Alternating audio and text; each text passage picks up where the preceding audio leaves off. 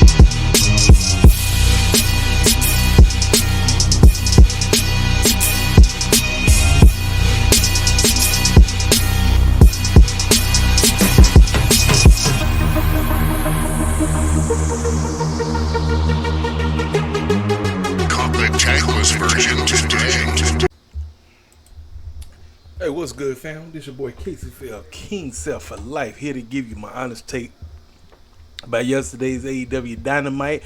We are 2.5 weeks removed, heading into AEW ALLIN, and salute to them cats because they are closing in, from what I'm told. Because listen, a lot of y'all be wondering how the heck I be knowing a lot of things. I got inside sources. When I tell y'all I got inside sources, I really do have inside sources. I got inside sources that work for both companies, but these inside sources be knowing stuff. So I got people who they talk to, and then those people talk to me.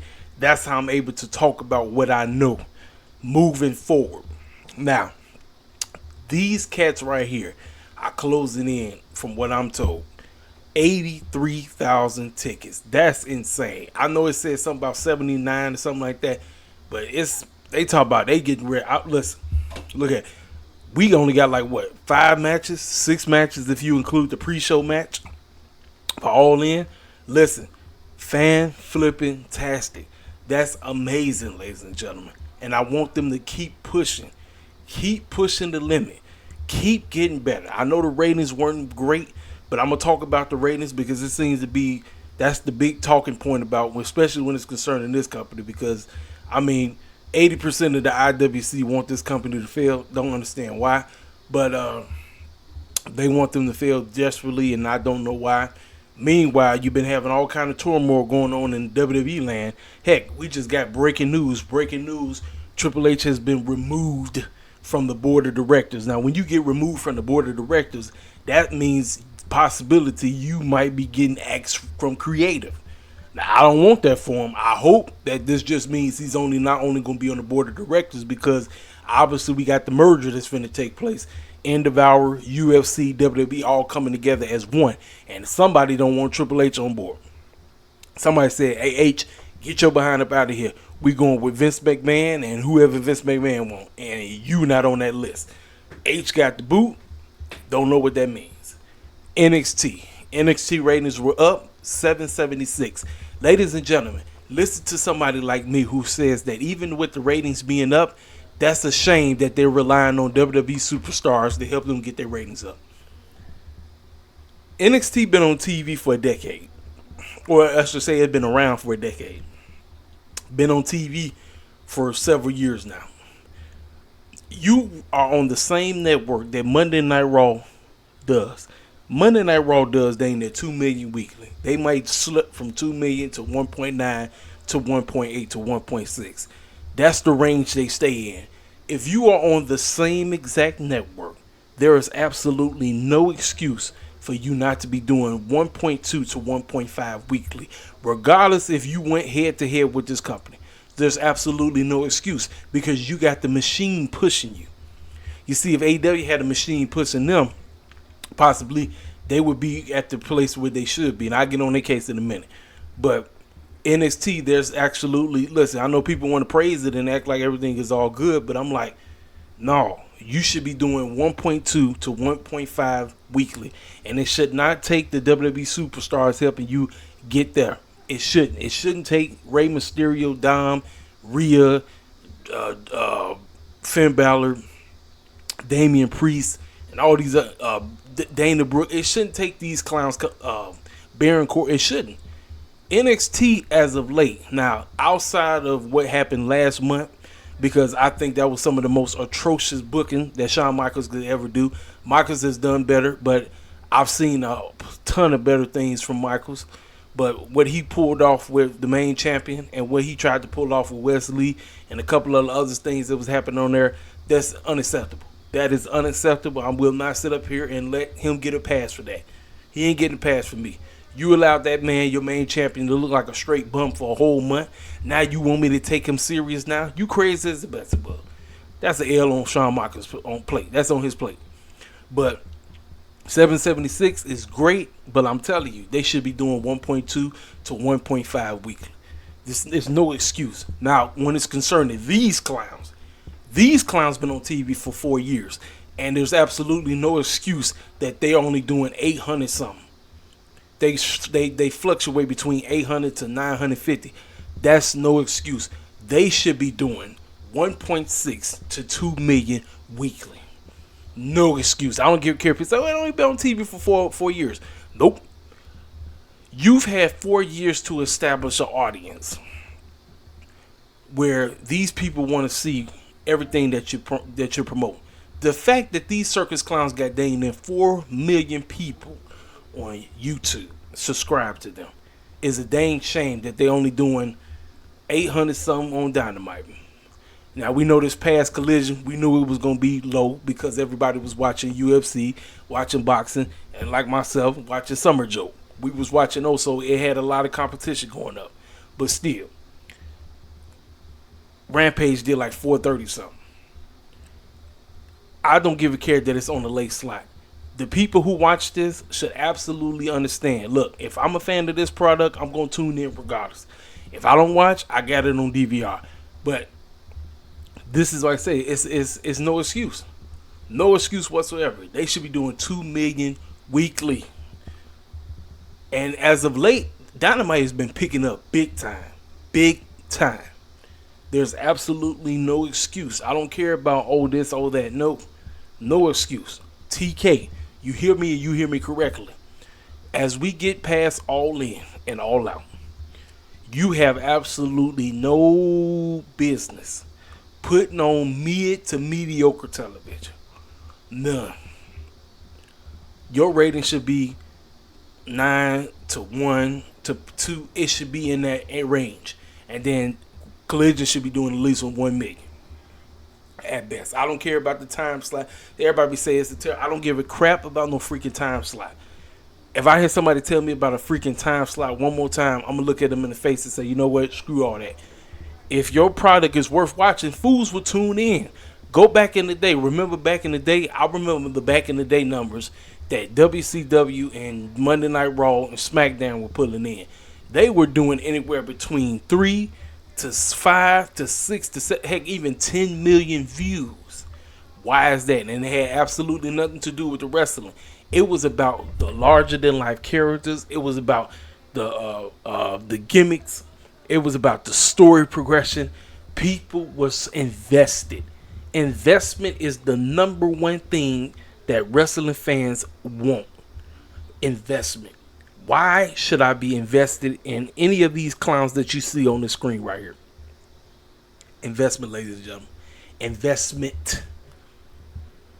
So for the fools who's finna sit up here and say, Omar said you giving AEW Dynamite a pass. No, I'm not. Listen to me when I'm giving them constructive criticism. 4 years in, they should be doing $2 million weekly. There's absolutely no excuse. None. But whose fault is that? I know. It's the clown that's booking the show. He think 50 billion wrestling matches on the TV is the way to go. Spot Monkey Fest, flips and that. Nah. We can do the Spot Monkey Fest, but you pull that foolishness off at the doggone pay-per-view. I'm telling you right now, it's about the story progression, the investment. That is what makes cats like myself excited. And same goes for the WWE side. Monday Night Raw was story-driven heavy, and I like that. I criticized the pool. Now, I didn't say anything about Becky in them segment. Becky came out there drinking lemonade. You know why? Because that was a direct shot at Triple H for having her match be skipped off of Summer Joe. So she was trolling Triple H. And then after she passed cups out to Michael Cole and Wade Barrett, she was drinking some, barely drinking. Then she took some and started spitting it up as if she was Triple H. I said she taking the shoot. She was out there to watch Shayna Baszler versus Zoe Starks. I forgot to talk about that matchup. But again, ladies and gentlemen, story progression is one of the major reasons why I'm a wrestling fan today. It has absolutely nothing to do with the wrestling itself. The wrestling itself is probably like a 40% on my book. I'm like I said, 40% wrestling match. Give me 60% story, or give me break that 60 up. Give me 30% story, 30% character. Then you got the 40% wrestling, which will put that together, which is the 60%. The 60%, which is the story investment, because now you got the characters. You got the characters, you got the story, then you got the wrestling. We got ourselves a banger. Now, was this Dynamite a banger? Like last week, it was a solid show. It was a solid show. That is the furthest I'm going. I'm going to break down everything, but what I liked, a lot of things were all about the story. And we got several matches announced for ALLIN. Excellent. Now, in fact, don't forget, 3 weeks away from All Out. So that means that next week, or even on Collision, we need to get at least 2 matches announced for All Out. The name of the game, since you decided to put 2 freaking pay-per-views back to back.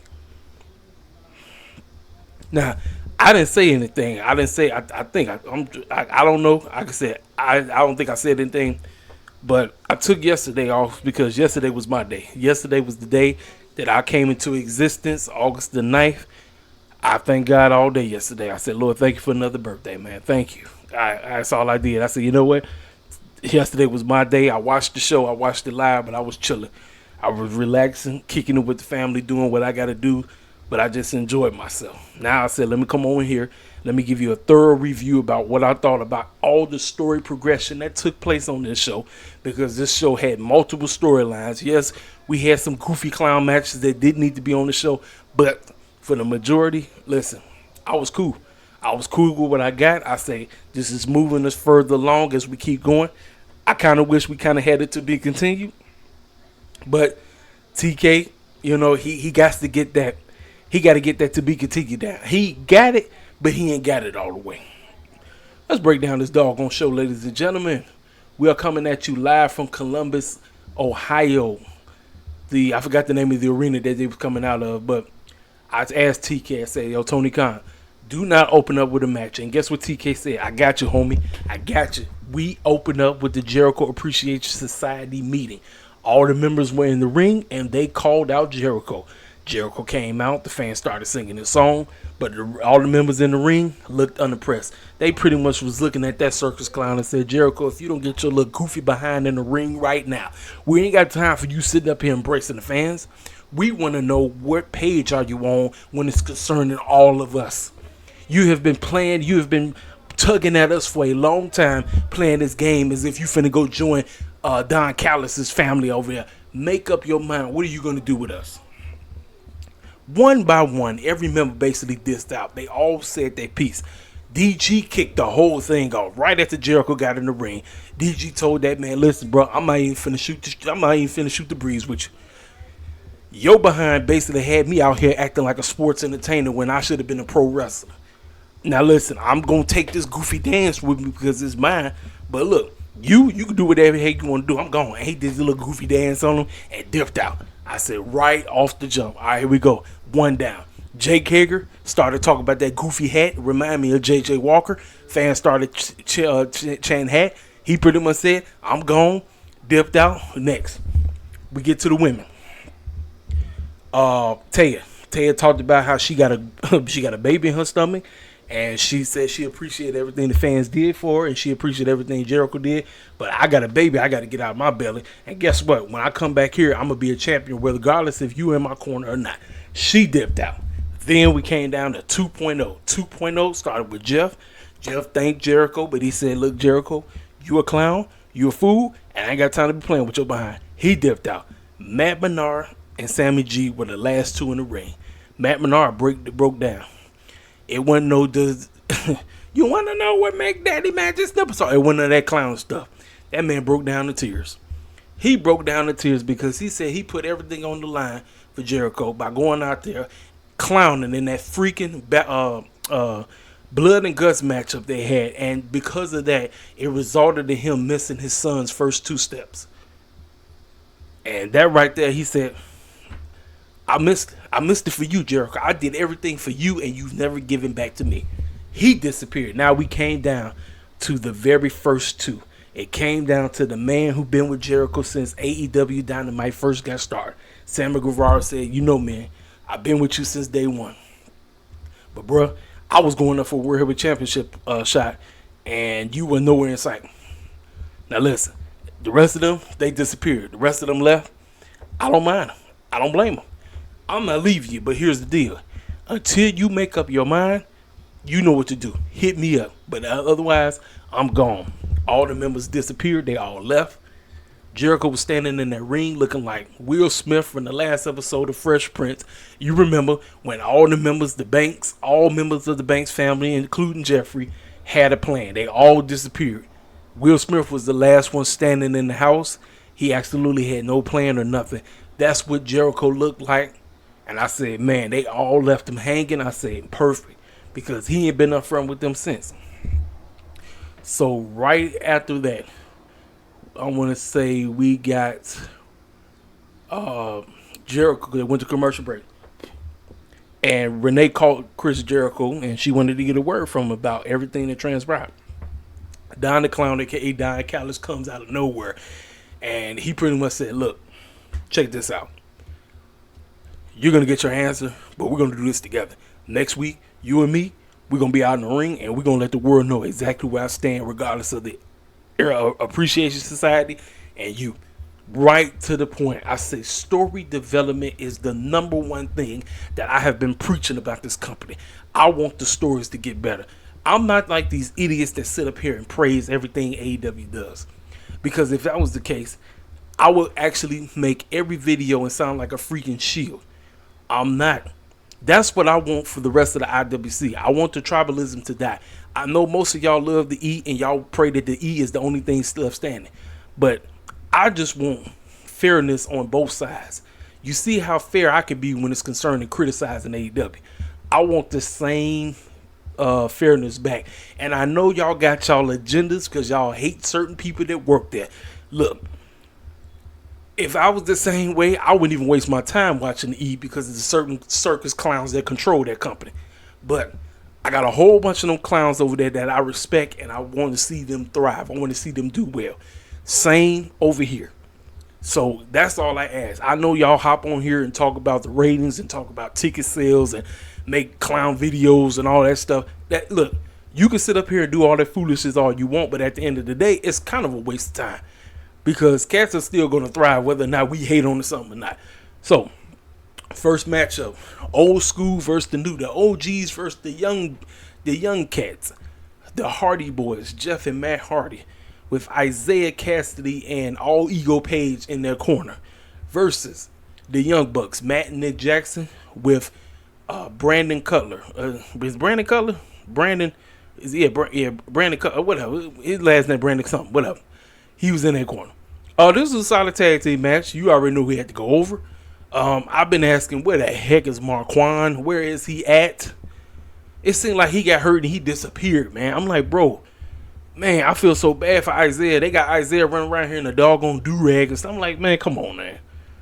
Like, Isaiah better than that. Then he be doing the goofy. That stuff is stupid. It's not even funny. It's stupid. It's real stupid. Call it for what it is. It's just stupid. But where the heck is Marquand? Man, when Marquand get back, man, we need to push Private Party to the moon. Quit playing games, dog. Quit playing freaking games.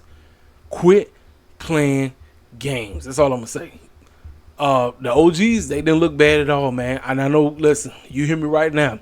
I know there's clowns just capering, and there's clowns that's saying, ain't nowhere in the world TK going to put you. You best believe, before they retire, the Hardy Boys are going to get one more tag team run, regardless if the run is terrible. They're going to get one more tag team run. And I'm telling you, the best way to tell that story, once Marquand gets back, we need to develop them, get them back on top. I don't want them doing no shucking and jiving gimmick, because I feel like Isaiah is starting to fall in that path. He's starting to fall in that path, and I'm not liking it. Marquand get back, get Private Party back to how they was when they first pulled up. And I knew fools was making comparisons, say, oh, that's just AEW version copying off the Street. I was like, no. I said Private Party was the thing way before the Street Profits. They was this was their gimmick in the independents way before the Street Profits became a thing. So as soon as Marquand get back, let's start preparing Isaiah and Marquand to be a serious threat to the tag team titles. Get them ready. That's all I'm asking. Young Bucks ended up getting the victory. They won. And right after that, all I was saying to myself, okay, Matt, Nick, y'all know what y'all need to do. And before the matchup, they showed a video package of what happened on Collision, with FTR beating the snot out of Brian Cage and Big Bill. I mean, perfect. Tying things together. This is what I said. Greg said it's not really a hard split. You tying both shows together, ladies and gentlemen. They showed what happened, so you knew the Young Bucks weren't losing. They get on the mic.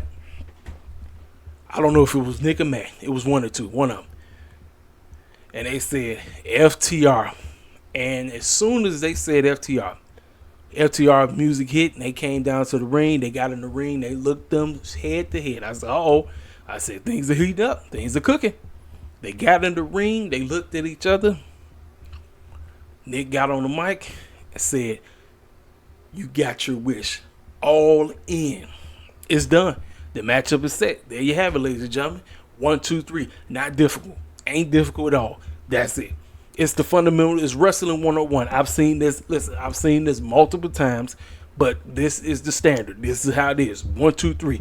You got beef with somebody. This is how you set the matchup on. They get called out. You answer the call. This is part 3, ladies and gentlemen. And you know what? I'm going to go with them to get it done. I wanted the Bullet Club Gold to win those tag team titles. I don't think they're going to win them right now. But it is what it is on that. So we get the video package of everything that happened with Adam Cole and MJF out at some kind of amusement park with a bunch of kids or something like that. MJF didn't want to be up in there. So it kind of reminded me of like them old school playpens, or we go like to like a fun house, or you go to like with a McDonald's or something like that. That's what it remind me of. So they in there, Adam Cole looking like a little kid jumping up and down on the doggone trampoline, and MJF looked unimpressed until he seen a doggone dodgeball. And Adam Cole said, man, don't you dare. He got that dodgeball, and the little kids that was pulling up, he whacked all of the kids, and he did it in slow motion. I said, this stuff was silly as heck. I said, ladies and gentlemen, entertainment done right. This is goofy clowning done right. This is why I say MJF and Adam Cole are nothing but clowns, but you take them seriously when you're supposed to take them seriously. They don't mind being fools. They don't mind. You can be goofy, right? Look, this is what I'm talking about.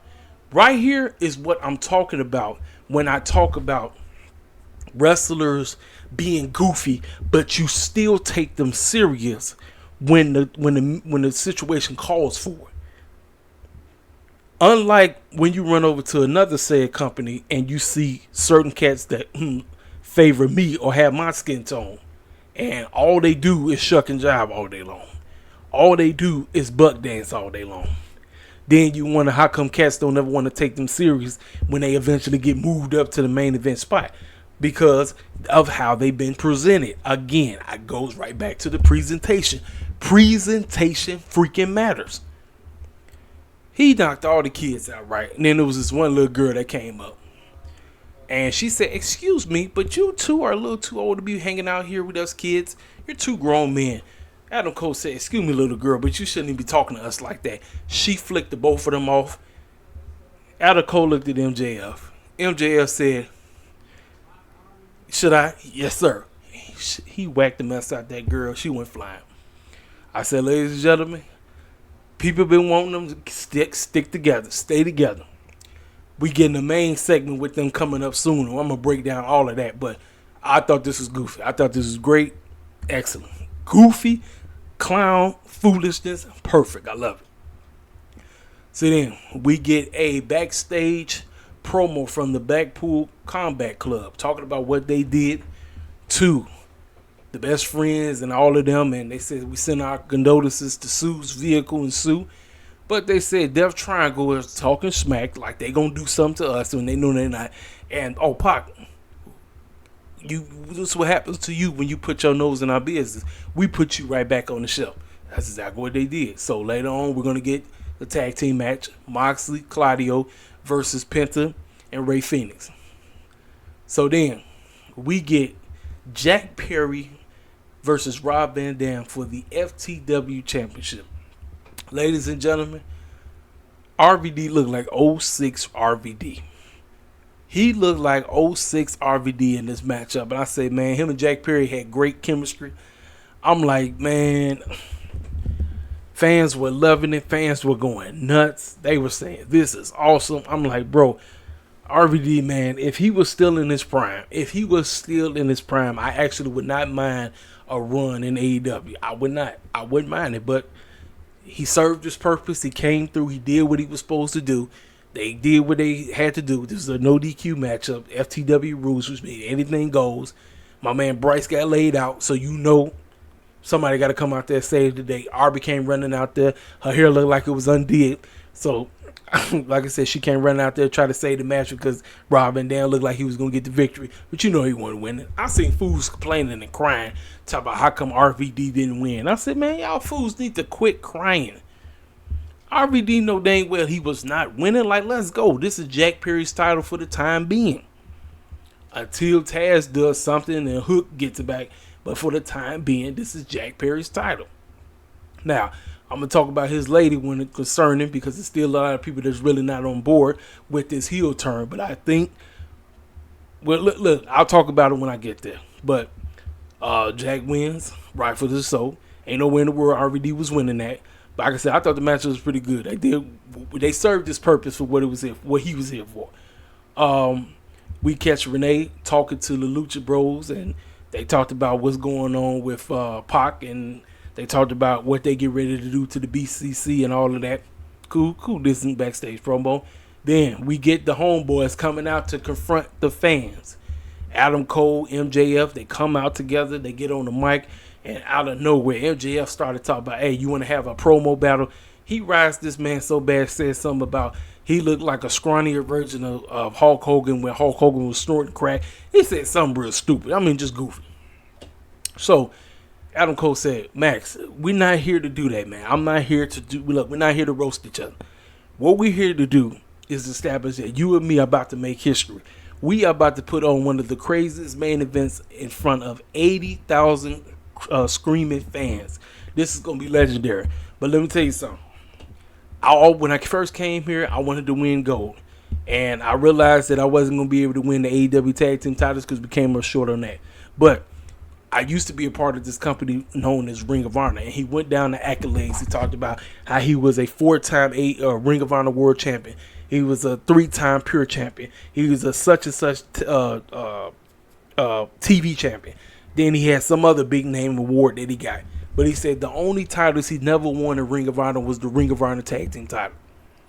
There's this group called Aussie Open that ain't doing nothing. How about you and me do double duty? MJF was looking at him like, wait, bro, are you tripping? Bro, let's do this one more time. On 0 hour in London at Wembley Stadium. You and me versus Aussie Open for the Ring of Honor Tag Team titles. The fans went berserk. MJF said, bro, are you crazy? He said, man, you must be some sick pervert or something. And the man got that word over. The fact that them clowns in Ohio was saying pervert as a chant. I said, you know what, I'm done. I'm done. I said, these fans, wrestling fans, are some of the most craziest clowns you know. And speaking of which, one of my homegirls was at the, she went, my girl Kiana. Salute to my girl Kiana. Miss Kiana pulled up, and just like it seemed like everybody says the same thing. She said them fans out there was stanking they behind. What is wrong with wrestling fans? Y'all fools are disgusting. I hate to be associated with you losers. What the heck is... Wash your behind.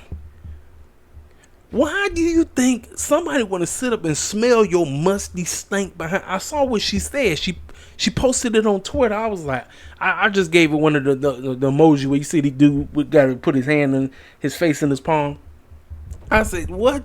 Wrestling fans are sick, man. Wrestling fans are some of the nastiest, sickest clowns you will meet. And I hate to be associated with these fools. But it's unfortunate. But she said, yeah, them clowns was stinking their behinds. I said, that's sad. That is, just wash your behind.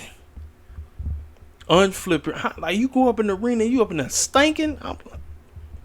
Like, make it make sense. So, but he said, look here, bro. For you, we're going to do it. MJF hugs that man, and he hugs him, and fans go crazy. Next thing you hear, Roger Strong. Adam! What are you doing, man? What is this? What about us, man? Why are you trusting that devil freak over there? What about us? MJF said, excuse me, hold up. He said, you sound like a bitter ex. Let me break this down. What your behind needs to do, you need to go get in your car, get a Taylor Swift song or Taylor Swift CD, put the song on, shake them up, and you can shake yourself like a straight up female dog or something like that. Roger Strong said, Adam, are you going to let this bum talk to me like that? Adam was like, MJF, what's up? He pushes the man. He said, bro, what is wrong with you? MJF looked like he was ready to swing on him. He looked like he was ready to swing on him. And then he was like, you know what? Maybe the Kingdom was right. You have changed or something like that. And speaking of which, Kingdom walked out there and they looked like they was ready to embrace Roger Strong. Adam started apologizing to MJF like, bro, it's like his heart is torn. He got his old homie and his new homie, but he want both of his homies to get down. The old homie don't want to get down with the new homie because he know that the new homie is a crazy crook, and he just want everybody to be good. He want everybody to be one big happy matrimony. He want everybody to be tight, everybody to be cool, but it's not looking like that. So that man turned around. He saw him. He said, you know what, man, cool. They embraced, they hugged, because fans like, hug it out, hug it out. They hugged each other, they embraced each other. Roger Strong crying into the Kingdom's arms. They walked out there. I said, man, look, this thing is getting nuts. I don't know which way they're going, but everything is about to come to a full-fledged halt. Come All In on the pre-show on 0 hour and the main event. I don't know what the clown they're getting ready to do, but your man is going to be tuned in. You know, these fools keep running around here talking about the bloodline and Judgment Day of Cinema, where you got an extra piece of cinema going on in AEW. I'm loving everything they do, and I don't want them to break up, but you know it's going to happen. This bromance is going to come to an end by hook or crook, ladies and gentlemen. I'm telling you right now. But I thought this segment was gold. Everybody did their roles perfectly. So now we get the tag team match. Decent tag team match, but y'all already know. You know Moxley can't help himself. this is the regular matchup, and next thing you know, this fool is bleeding on the side of his face. I was like, Moxley, dog. Then you wonder how come clowns don't give a crap about Moxley. Like I said, this is no disrespect to the Moxley heads. I know the fools that they worship the ground this clown walk on, but bro, listen, Moxley, I think this dude need a break. I honestly think he need to disappear, go chill, go be with your daughter, get a break on, then come back because you'll be missed, and then everybody be cool. No, this fool ain't taking no break no time soon. Claudio Moxley got the best of the Lucha Bros thanks to who? Wheeler Yuta. And they beat the brakes off on the bells ringing, ding, ding, ding, ding, ding. And that's that. So more than likely, this ain't nowhere near over. And more than likely, I personally believe that we're going to be end up getting a multi-man match out of this. And it seems like this is all Moxley care about. So for the fans that wondering how come Moxley ain't getting a singles match to the Moxley hardcore heads, maybe Moxley wants to do this. Maybe this is Moxley's idea of trying to put everybody to give back. Since he know he not going to be in the main event title picture, he's like, I'd rather just have multi-man matches or tag team matches so that I can give back because I've done all that. He carried the company during the pandemic, ladies and gentlemen. I mean, listen, we can't be selfish. I know y'all love this clown. Like I said, y'all worship the clown. Y'all worship the ground that he walks on. But listen, maybe this is his idea. That's why I say people be like, don't forget, 90% of the wrestlers in AEW have full control of their creative. Moxley has full control of his creative direction. So this is his doing. This ain't got nothing to do with TK. This is his doing, ladies and gentlemen. He's the one that's constantly in these multi-man matches all the time. Why you think he's in the BCC? And he even said it. He don't want the BCC. Him and Brian both said they don't want the BCC to break up. And guess who coming back? I have not been paying attention to the Climax. Eddie Kingston's finished, so he on his way back. So I don't know where this is going. I don't know. I have absolutely no idea. Do I really care about it? I'm like 20% in. 20% in on whatever Mox is doing. If Eddie Kingston get involved, if they make it interesting, okay, I shoot up. But as of right now, I'm 20%. So for the Moxley heads who sit up here thinking I'm hating, no, I'm a Moxley fan myself. But ladies and gentlemen, less Moxley, the better. Not more. Y'all want this fool wrestling it? What? No. He need a freaking break if you ask me. He needs a break. All right. So that's that. So we get, I just talked about all that. Alex Marvez was catching up with Kenny Omega, who looked like he either was leaving or he was coming in. He didn't have a match on the show, but he was just pulling up. And Alex Marvez was like, yo, Kenny, so what's in the plans for you? For ALLIN, he said, well, one, I want to thank, he said, I want to congratulate my boys, the Young Bucks, getting the opportunity to go against one of the greatest tag teams around FTR. I'm rooting for my guys to get the job done. I mean, the rivalry has been fantastic, but as for me, I don't know. We'll see. But I am going to be sitting down doing an interview with JR. I said, whoa. I said, ladies and gentlemen, the seeds are being planted. Who does JR work with? Oh, that's right. CM Punk. I'm not saying that these two are going to be wrestling each other all in, but the seeds are being planted. The Young Bucks are going against FTR, who are connected to CM Punk. The plans are coming to place. They got this whole, listen, they signed multi-year deals. They're not going anywhere. So that tells me they will be doing business. Everybody wants them to do business with the man. It's going to happen. They're just doing a slow burn. Why? Because they know that the moment that they shoot for the sky with this, they know that the ratings need to shoot up. This needs to be the most talked, just like everybody been talking about the bloodline for the last 3 to 4 years. This needs to be the most talked about storyline going in wrestling, period.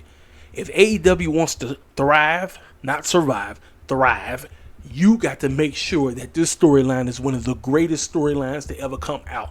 And I know it's a huge task with a certain clown named Tony Khan, because we know, I tell you all the time, when it's concerning storytelling and booking, I give that fool a straight 40%. So don't sit up here and tell me that I'm sitting up and chilling for AEW when even I know that TK a lot of times has absolutely no idea what he's doing. I give him props when he does something decent, but a lot of times that clown needs help. He needs lots of help, ladies and gentlemen. But he said, I know Jericho and Takeshita and Don Callis, they got their thing going on. But I know for me, I'll talk with JR and we'll figure that out next week. Cool.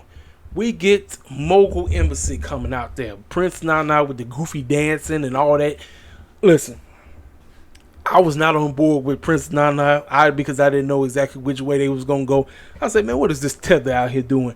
Man, him with the goofy dancing, I'm telling you, it's been working. It's been working. I'm actually a fan of this mobile embassy stuff. And the fact that you have aligned yourselves with AR Fox, this stuff is getting crazy. It's getting nuts. All of them come out. Gate to Agony, Brian Cage, the other two, Prince Nana, AR Fox, and the main man himself, Shane Strickland, come walking out there looking like some straight gangsters. They get in the ring and they address Darby Allin. They call that man out. And he said he tried to quote-unquote reach out that man, but that man didn't ever want to tell the full story and all this stuff. That man ain't want to do this. Darby Allin comes out of nowhere. Because let me tell y'all something. What Swerve said and what Chris Nana said pretty much was about the same thing. They pretty much said that when you listening to the Mogul Embassy, you need to shut your stinking mouth. Shane Strickland pretty much says, we went to Seattle because that's where I'm from, and we went to Buddy Wayne's crib, his academy, and we installed the fear of God in them. That's exactly what they did. Darby Allin come walking out of nowhere, and he said, y'all a bunch of losers. Y'all a bunch of punks for all that foolishness you pulled off. And guess what? AR Fox, you ain't tell the full story. You want to know the reason why I didn't reach out is because I actually did. You never picked up. And that's because you were strung out on drugs. Listen, I'm grateful that you made it to AEW. And the only reason you made it to AEW, because I said it, the only person who could save AR Fox is you. I'm not playing with you. They turned this into a doggone after school special. They turned this into one of them after school specials about cats in the inner city that be quote unquote blaming everybody else, but didn't realize that they was the main clowns doing the foolishness at the jump. That's what they did. They turned it into after school special. I was like, you know what? Hey, I'm rolling with it. So Darby said, you think I'm finna run down to the ring and get jumped? You crazy. I got a friend of my own. Lights go off. Tony Schiavone about to get off because you know what he get ready to say. It's Sting. Lights pulled up. Sting got that bat. He get rid of all the circus clowns in that ring except for Swerve. Swerve is the last one standing around. He put the bat to the man's neck. Swerve is frantic. He looking like he don't know what he gonna do. All Sting does is point to the doggone ALLIN sign. Let you know the matchup is on. We got it. We got Swerve and AR Fox taking on Sting and Darby Allin in what? A coffin match. That's pretty much a no DQ match. They're going to be basically doing everything in their power to win. You know they're going to cheat their tails off. Now, for fools who've been clampering, where the heck is Keith Lee? I saw Keith Lee on Rampage. I didn't see the actual matchup, but I saw that he was on there. This is how you tie Keith Lee and Swerve back together. I don't have AR Fox and Swerve going over, so for the black demographic that's going to be crying, say, how come ain't nobody black going over? Look, we don't even really have the rest of the card set up, so we don't even know who else is going to be on the ALLIN card. This is what I'm doing.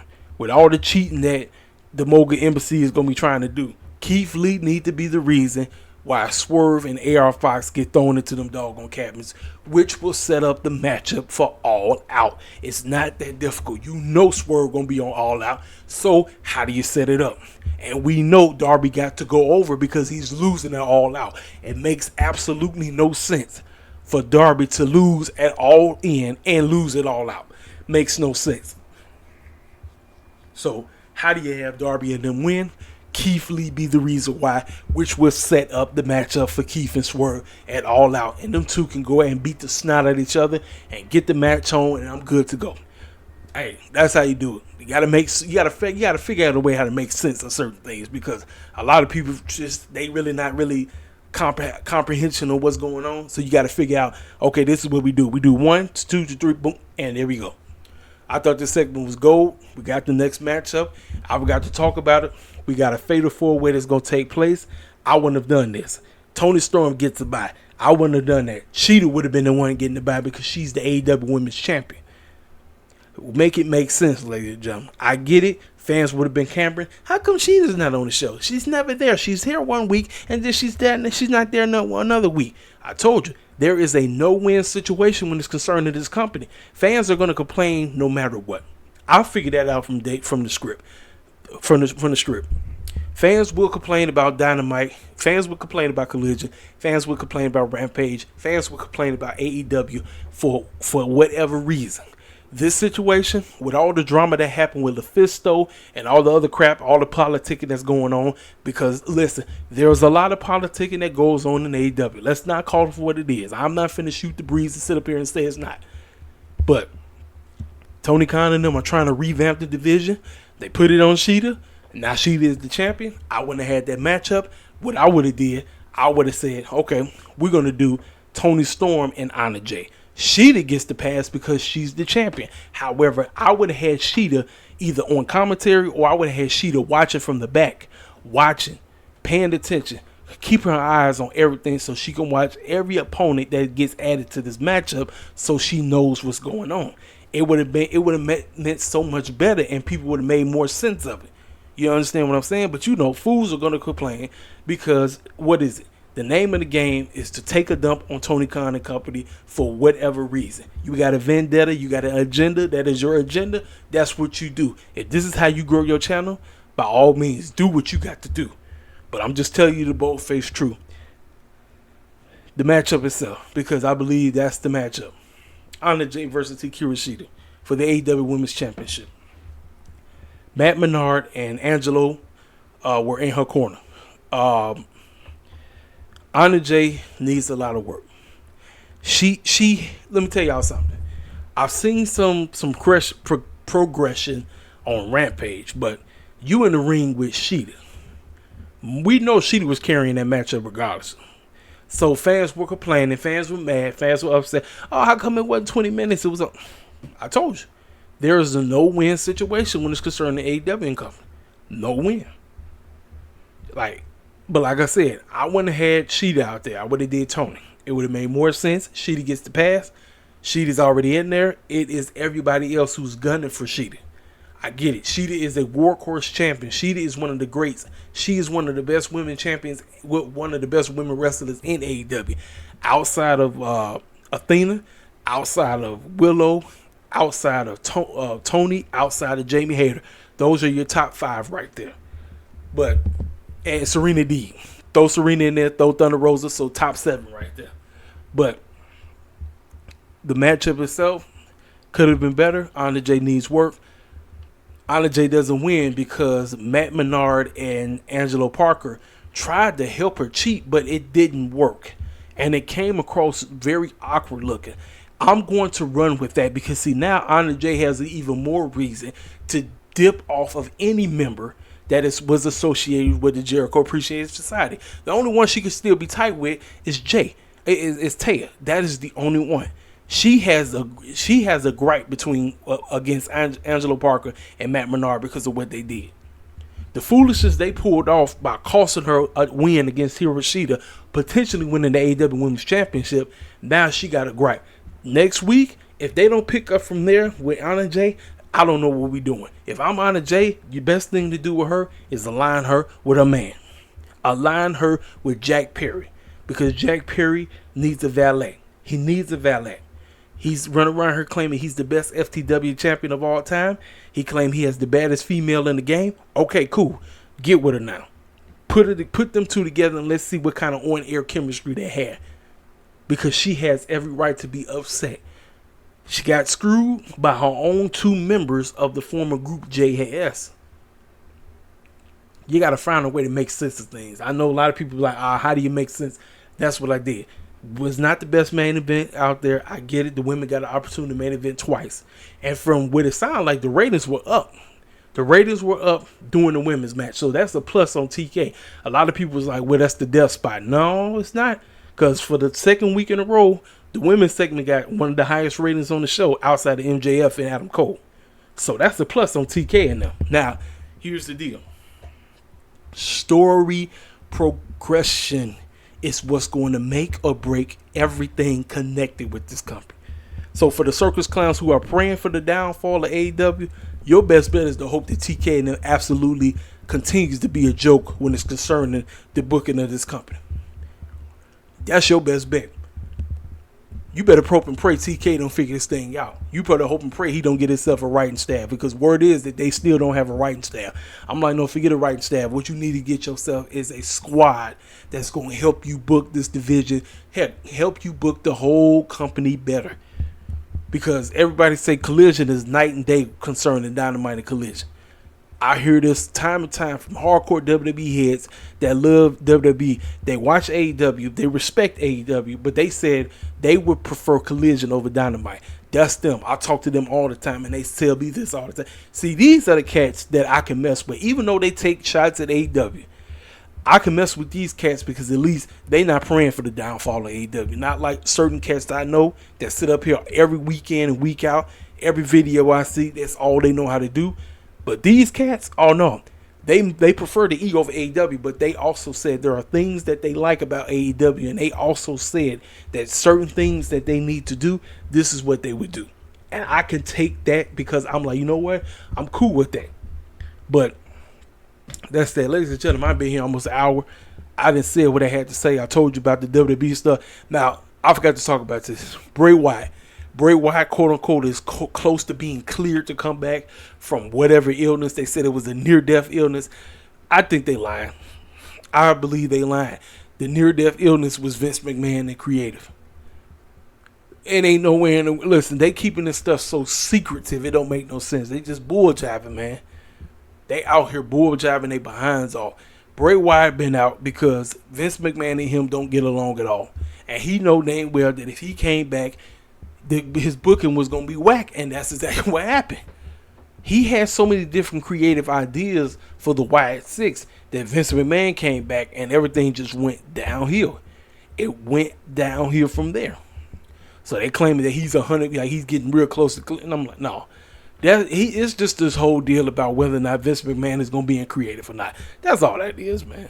That's it. It's really nothing else. I'm nothing else, man. But I ain't got nothing else to say. I will check out Impact, and I'll give you a recap of what I thought about Impact tomorrow. I ain't got nothing else to say. We got the matchup set. We got about 5 to 6 matches already set up for Wembley. Oh, your man is excited. My level for Wembley right now, I'm at a 50%. We got, 2.5 weeks to go. I can't wait. Y'all know what to do. Hit the freaking comment section up, and I'll talk to y'all cats later. I'll let you boy.